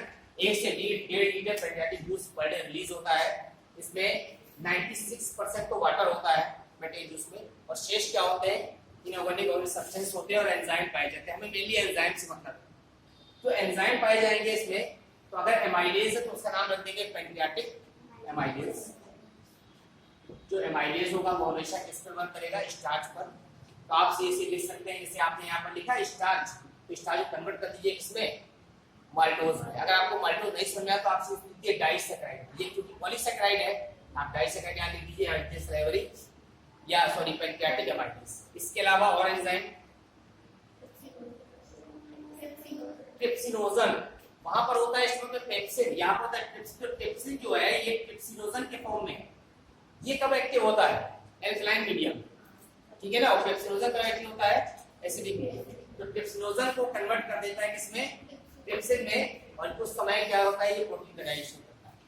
और मैंने आपको इससे पहले ही बता दिया है कि एंडोपेप्टाइडेज और एक्सोपेप्टाइडेज क्या है।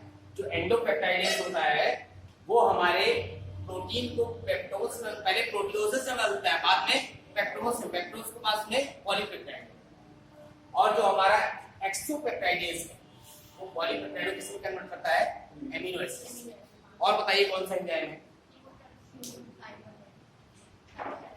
न्यूक्लियस एक एंजाइम है। न्यूक्लियस बता सकते हैं क्या होगा, इस पर डाइजेशन करेगा न्यूक्लिक एसिड पर। अब उसको हम डीएनए से आरएनए में कन्वर्ट कर सकते हैं। डीएनए पर डाइजेशन करा तो डीएनए, अलग करा तो हम सी से लिख दिया न्यूक्लियस। सर आपने ट्रेनिंग नहीं बताया स्टमक वाला। रेन क्योंकि ह्यूमन बींग्स में नहीं होता है, रैबिट में होता है, रैबिट में होता है रेन, ठीक है। ह्यूमन बींग्स में जब किसी पढ़े ह्यूमन फिजियोलॉजी पढ़ा, इसलिए रेन का फंक्शन हमारे में नहीं। फिर हम आते हैं इसके बाद और कौन सा एंजाइम है, एस्टरेज होता है, ठीक है, एस्टर का डाइजेशन करता है। और क्या होता है, लाइपेज, किसका डाइजेशन करेगा, लिपिड का। तो लिपिड का डाइजेशन करेगा तो उसको किसमें बदल देगा, फैटी एसिड्स में कन्वर्ट कर देगा। तो आपको देखिए यहाँ पर एमाइलेज हो गया, ट्रिप्सिन ट्रिप्सिन के फॉर्म में हो गया, लाइपेज हो गया, न्यूक्लियेज हो गया, ये सारे जो एंजाइम है लगातार डाइजेशन करते रहेंगे, इससे फूड क्या हो जाएगा, डाइजेस्ट हो जाएगा। अब आते हैं इसमें इंटेस्टाइनल जूस। इंटेस्टाइनल जूस कहाँ से सिक्रीट होता है, इंटेस्टाइन से तो होता है। इंटेस्टाइन में भी कोई पर्टिकुलर स्ट्रक्चर है क्या, इंटेस्टाइन की जो वॉल होती है, ठीक है, जगह जगह क्या है, फोल्डेड है, इसको कहते हैं क्रिप्स ऑफ नेबरहुड। यहां से सिक्रीट हो रहा। और एक और होती है ब्रूनर्स ग्लैंड, इंटेस्टाइन की वॉल में एक होती है ब्रूनर्स ग्लैंड।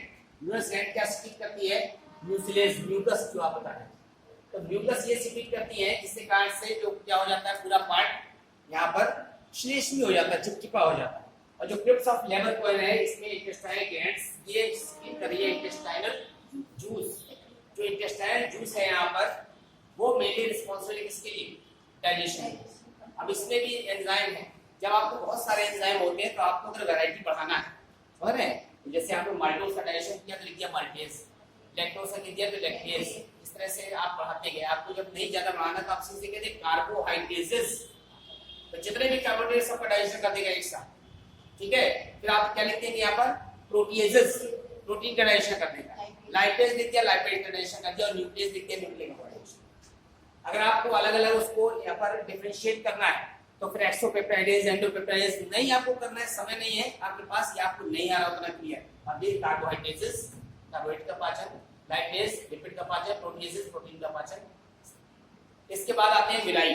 तो विलाई आपको पता है, यहाँ पर जो स्मॉल इंटेस्टाइन का जो पोस्टीरियर पार्ट है, उसमें यहाँ पर फिंगर लाइक स्ट्रक्चर्स होते हैं, इसका अंदर विलाई, इसके अंदर होते हैं माइक्रोविलाई, इसके अंदर ब्लड कैपिलरीज होती है, लिम्फेटिक वेसल्स होती है, जो यहाँ पर हमारे डाइजेस्टिव फूड को मेनली ग्लूकोज के फॉर्म में एब्जॉर्ब कर लेती है, यहाँ से ब्लड कैपिलरी तक ले जाती है। फिर उसके बाद जो पार्ट आता है, ये जो एब्जॉर्प्शन हो रहा है, ये डिफ्यूजन के थ्रू हो रहा है कि एक्टिव हो रहा है। तो देखिए कुछ मटेरियल तो डिफ्यूजन के थ्रू ट्रांसपोर्ट हो जाते हैं इनएक्टिव फॉर्म में, और कुछ होते हैं एक्टिव ट्रांसपोर्ट। एक्टिव ट्रांसपोर्ट जैसे मान लीजिए आपके यहाँ जो है सुबह पानी आया, अगर आप मोटर नहीं चलाएंगे तो ऊपर तक नहीं जाएगा, तो हमारी एनर्जी खर्च हो रही है इलेक्ट्रिसिटी की। उसी तरह से यहाँ पर एक्टिव ट्रांसपोर्ट हम ऐसे फूड मटेरियल को ग्रेडियंट के थ्रू एब्जॉर्ब करते हैं कि बाहर अगर ज्यादा मात्रा में हमको उसको एब्जॉर्ब करना है, एक तो डिफ्यूजन का प्रोसेस हो सकता है। डिफ्यूजन आपको पता है higher concentration to lower concentration होता है। बहुत सारे ऐसे मॉलिक्यूल हैं वो इस तरह एब्जॉर्ब नहीं होते, उसको एक्टिव ट्रांसपोर्ट में एटीपीएस की एनर्जी खर्च करके हम एब्जॉर्ब कर लेते हैं। इसीलिए डाइजेशन में भी हमारी एनर्जी क्या होती है, खर्च होता है। फिर इसके बाद जो भी फूड के फॉर्म में आ गया, यहाँ ग्लूकोज आ गया कार्बोहाइड्रेट के फॉर्म में, एमिनो एसिड आ गए, ठीक है, ये सारी चीज यहाँ पर सिंपलर फॉर्म में कन्वर्ट हो गई, डाइजेस्ट हो गई। अब सिंपलर फॉर्म से फिर से क्या बनेगा, कॉम्प्लेक्स फॉर्म बनेगा। हमारी बॉडी में जो एब्जॉर्ब हुआ एमिनो एसिड एब्जॉर्ब हो गया, ठीक है ना, एमिनो एसिड सीधे सीधे नहीं जा पा रहा, प्रोटीन के फॉर्म में बॉडी में लिया, डाइजेस्ट हुआ, उसकी यूनिट में कन्वर्ट हो गया एमिनो एसिड। एमिनो एसिड को हमारी विलाई ने एब्जॉर्ब कर लिया। अब एमिनो एसिड को फिर से किसमें कन्वर्ट करेगा, प्रोटीन में कन्वर्ट करेगा। इसका मतलब है कि पहले कैटाबॉलिक प्रोसेस हुई, उसके बाद अंदर जाके फिर से एनाबॉलिक प्रोसेस होगी। तो एमिनो एसिड कन्वर्ट होकर फिर से किसमें बदले, प्रोटीन में। जहां ग्रोथ की जरूरत है वहां पर प्रोटीन था, जहां पर ग्लूकोज था उसने ग्लाइकोजन बना लिया। जितना यूटिलाइज हो रहा है बॉडी में ग्लूकोज वो यूज होता जा रहा है, बाकी ग्लाइकोजन के फॉर्म में स्टोर हो गया है। इमरजेंसी में फिर से ग्लाइकोजन कन्वर्ट होकर ग्लूकोज में कन्वर्ट होता जाएगा। इसी तरह से फैटी एसिड्स हैं, वो सब आपस में मिलकर फैट लेयर बना देंगे, सबक्यूटेनियस फैट के रूप में हमारी स्किन नीचे डिपॉजिट हो जाएगा। कई जगह लीवर में डिपॉजिट हो जाता है, कई जगह आई बॉल में जो होता है ना, आई बॉल के नीचे यहाँ पर जिसका फैट की लेयर होती है वहां पर डिपॉजिट हो जाता है। तो ये फैटी एसिड्स जो है जिसकी यूनिट थी वो फैट में कन्वर्ट होकर डिपॉजिट, जब हमको जरूरत होगी एनर्जी की तो पहले ग्लाइकोजन पूरा यूज हो जाए, उसे कहेंगे ग्लाइकोजेनोलिसिस। ग्लाइकोजन किसमें कन्वर्ट होगा, ग्लूकोज में। जब ग्लूकोज खत्म हो जाएगा या ग्लाइकोजन खत्म हो जाएगा उस समय नंबर आएगा किसका, फैट का। तो फैट से फिर से ग्लूकोज बनेगा, उसे क्या कहेंगे, ग्लूकोनियोजेनेसिस। और बाद में फिर लेयर नंबर आएगा किसका, प्रोटीन का। तो तो प्रोटीन हमारी प्री कन्वर्ट हो, इसलिए खाते पीते रहिए, थोड़ा बॉडी में स्टोर रहता है कि कमरे में बंद कर दे तो कम से कम 10-15 मिनट तक तो जिंदा रहे, ठीक है। तो पहले आपकी बॉडी का ग्लाइकोजन यूज होगा, ग्लाइकोजन के बाद क्या यूज होगा, फैट। जब फैट खत्म हो जाए तो चिल्लाने लगने क्या पोज हो, क्योंकि प्रोटीन डिकम्पोज होगी, दोबारा नहीं बनेगी, लेकिन हड्डी हड्डी रह जाएगी। इसके बाद आता है एसिमिलेशन। एसिमिलेशन में आपको बताया था क्या होता है,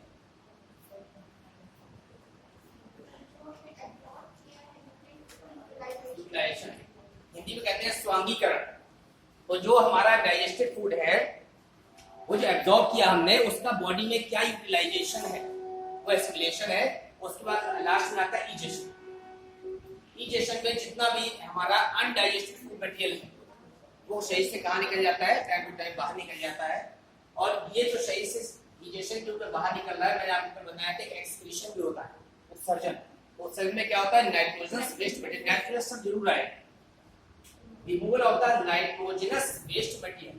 इसीलिए जब भी हम एक्सक्रीशन पढ़ते हैं तो उसमें लिखा होता है मेन एक्सक्रीटिव मटेरियल, तो उसमें लिखा होगा अमोनिया, यूरिया, यूरिक एसिड और एमिनो एसिड। अगर एमिनो एसिड को एक्सक्रीट कर रहे हैं तो उसे कहते हैं एमिनोटैलिक एनिमल्स, यूरिया को कर रहे हैं तो यूरियोटैलिक, यूरिक एसिड को कर रहे हैं तो यूरिकोटैलिक, और अमोनिया को कर रहे हैं तो अमोनोटैलिक। एक और होता है क्रेटनिन, ठीक है, क्रेटनिन होता है। बर्ड्स में कौन सा होता है,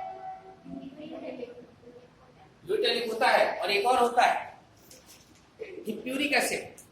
जो मेन होता है वो तो यूरिक एसिड ही है। तो जितने भी बर्ड्स है उसमें यूरिक एसिड होता है, क्योंकि वाटर कंजर्वेशन के लिए एक सेमी सॉलिड पेस्ट बन जाता है। हम लोग यूरियोटैलिक है क्योंकि हमारे में वाटर की कमी नहीं है, ना बहुत ज्यादा डेफिशिएंसी ना बहुत ज्यादा एक्सेस में। जितने भी एक्वाटिक एनिमल्स होते हैं वो मेनली अमोनिया के फॉर्म में रिलीज करते हैं, क्योंकि गैसेस डिफ्यूजन के थ्रू अमोनिया कहाँ निकल जाती है, शरीर से बाहर निकल जाती है। तो इस तरह से अलग अलग एनिमल्स में अलग अलग तरह के एक्सक्रीटिव मटेरियल पाए जाते हैं। आपको अभी डाइजेस्टिव पार्ट में यहाँ माउथ से लेकर के और एनस तक पढ़ना है। तो आपको मेन क्या लर्न रखना है, जैसे लीवर है वो इम्पोर्टेंट है, लीवर का फंक्शन इम्पोर्टेंट है। पेनक्रियाज को मिक्स्ड ग्लैंड इसलिए कहते हैं क्योंकि एक्सोक्राइन एंडोक्राइन दोनों के फंक्शन पाए जाते हैं। दोनों के बारे में शॉर्ट में आप लिख भी सकते हैं। फिर आपको मेनली सैवरी ग्लैंड का फंक्शन पता होना चाहिए, सैवरी कहाँ कहाँ पाई जाती है, ये सबसे बड़ी है, इसको क्या कहते हैं, हिंदी में कर्णमूल कहते हैं। कर्ण माने कान है ना, मूल माने उसकी जड़, मतलब कान यहाँ खत्म हो रहा है वहां पर शुरू हो रही है, इसमें इन्फेक्शन हो जाता है तो कौन सी डिसीज कहते हैं, गलसुआ। अब गलसुआ के लिए कोई दवा खाने की जरूरत नहीं, अगर यहाँ पर इन्फेक्शन हुआ है तो आप उसमें एक जो टेप आता है उसको लगा के, टेप में कोई मेडिसिन नहीं लगी है, उससे थोड़ा सा हॉटनेस रहती है। अगर कोई कपड़ा बांध ले से थोड़ा सा हॉटनेस मिलती है तो भी मम्स 2-3 दिन में क्या हो जाएगा, ठीक हो जाएगा। इसमें मम्स हो गया पेरोटिड ग्लैंड में इन्फेक्शन से। इसके बाद हम आते हैं यहाँ पर डेंटिशन, आपको लर्न रखना है, दंत विन्यास। मनुष्य में दंत विन्यास में 3 स्पेशल फीचर है, ट्रिकोडॉन, डाइक्यूडॉन और हेट्रोडॉन ना। हेट्रोडॉन में 4 प्रकार के टीथ होते हैं फंक्शन के हिसाब से, आप बताओ। हाँ, 4 प्रकार के दांत। अरे आप अपने दांत बता दो ना यार, कौन कौन से हैं?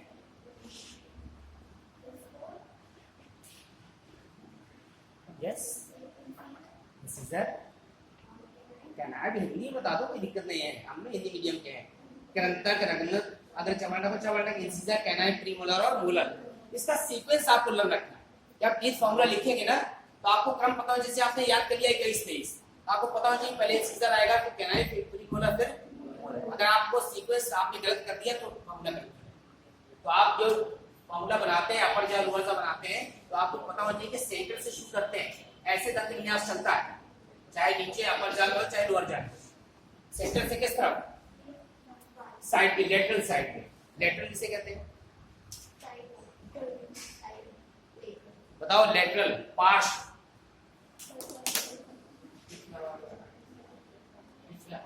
पिछला तो डॉर्सल है। 3 होते हैं सरफेस, कौन कौन से, पृष्ठ, अधर और पार्श्व। आप ये बता दो 3 पार्श्व कहाँ होता है। परेशान हमको भी नहीं आता था जब पढ़ते थे। पार्श्व कहाँ होता है, आगे कहाँ होगा, मान लो हम इधर जा रहे तो आगे इधर जाके इधर आगे हो जाएगा, आगे क्या होगा, ऐसा बताओ, इसका एक्सप्लेन हो जाएगा।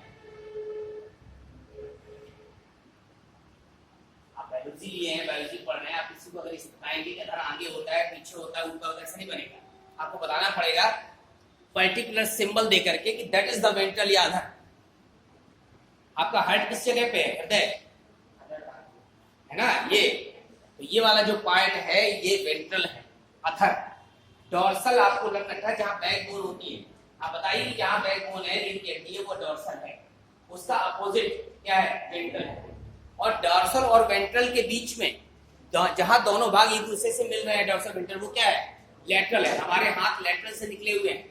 अगर लेटरल से ना निकले होते तो हम साइड में इजीली वर्क नहीं कर सकते। ठीक है, ये हमारे देख रहे हैं बॉडी पार्ट्स। ये वाला जो थंब है आप सबके लिए है, और ये वाला जो पार्ट है, ठीक है ना, ये हमारा जो हाथ है, ये अपर जा है, अपर जा नहीं, सॉरी, कौन सा? Upper limb. ये फ्रीली मूव कर रहा है। थंब भी मूव कर रहा है, लेकिन बहुत देर तक नहीं करेगा। घुमाए थोड़ी देर दर्द होने लगी, ये ज्यादा फ्री मूव कर रहा है। कौन सा ज्वाइंट है इसमें? Ball and socket joint. ठीक है, बॉल एंड सॉकेट ज्वाइंट में क्या होता है कि एक जो बोन होती है वो दूसरे में फिट होकर के वो फ्रीली मूव करती है। तो ये वाला एक सॉकेट हो गया, इसमें हमारी ह्यूमरस हड्डी फिट हो गई और ये फ्रीली मूव कर रही है। ये थंब है। थंब में it is not perfectly ball and socket joint, ये सैडल ज्वाइंट है। इसमें क्या होता है कि एक पूरा सॉकेट नहीं, ये अगर सॉकेट के अंदर घूम रहा होता फ्रीली मूव करता। ये पूरी तरह से सॉकेट में नहीं है, ये सैडल ज्वाइंट है, जिसमें यहाँ पर ये वाली जो बोन होती है, ये वाली कार्पल से कलाई है ना, ये क्या है? मेटाकार्पल से, और आगे क्या है? फेलेंजेस है। तो ये जो मूवमेंट हो रहा है इसमें कौन कौन सी बोन्स अफेक्ट हो रही है? अंगूठे में कार्पल्स से मेटा, ये नहीं मूव कर रहा है, ये मेटाकार्पल्स और ये कार्पल्स। इसीलिए बहुत देर तक मूव करते हैं तो यहाँ पर हाथ में क्या होता है? दर्द होने लगता है, अंगूठे दर्द होने लगता है, लेकिन ये फ्रीली मूवेबल है। अब हमारे जो मूवेबल ज्वाइंट्स है ना, उस ज्वाइंट्स में अंदर लिक्विड बना होता है साइनोवियल। वो लिक्विड आप पर डिपेंड करता है कि आप जितना लिक्विड डाइट लेते हैं उतने दिनों तक ये लिक्विड बना रहता है। जब तक लिक्विड रहेगा तब तक फ्रिक्शन नहीं होगा, घर्षण नहीं होगा। और जब फ्रिक्शन शुरू हो जाएगा तो हम उसे क्या कहेंगे? अर्थराइटिस, गठिया। तो आप पर डिपेंड करता है कि आप जितना ज्यादा लिक्विड डाइट लेते हैं उतना आप हेल्दी रहेंगे। इसके अलावा आप जो है जूस कितना लेते हैं, सलाद कितनी लेते हैं। हम लोग सॉलिड फूड ज्यादा खाते हैं, हम लोग इंडियंस हैं, है ना। अगर भूख लगती है तो फिर 4, 6, 10 चटनी रोटी की इच्छा होती है, रोटी खाते हैं। आप देखिए कि जितने भी एथलेटिक्स वाले होते हैं, जिम्नास्टिक वाले स्पोर्ट्समैन होते हैं, वो सब ज्यादा उनका डाइट चार्ट होता है, वो लिक्विड ज्यादा लेते हैं।